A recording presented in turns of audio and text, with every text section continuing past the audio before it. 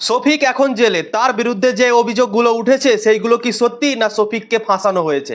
শফিকের মা মিডিয়ার সামনে ইন্টারভিউ করেছে এবং শফিকের মা কান্নায় ভেঙে পড়েছে এবং শফিকের মা বলেছে কি আমার ছেলে নির্দোষ, আমার ছেলে কিছুই করেনি।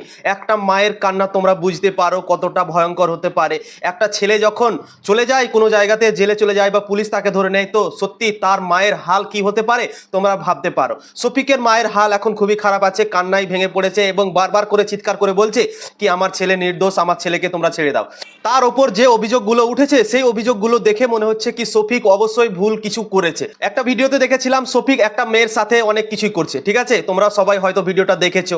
পল্লীগ্রাম টিভির ওনাররাও শফিকের ব্যাপারে অনেক কিছু কথা বলেছিল, শফিক ইটা উল্টা, শফিক খারাপ, শফিক ভালো ছেলে না, সব রকম কথা। কিন্তু পল্লীগ্রাম টিভির থেকেও এসছিল শফিককে নিয়ে, শফিক নাকি ভালো ছেলে না, শফিক মদ খেত, গাঁজা খেত, সিগারেট খেত, মেয়েদের সঙ্গে ঘোরাঘুরি করতো, অনেক কিছুই নাকি শফিক করতো।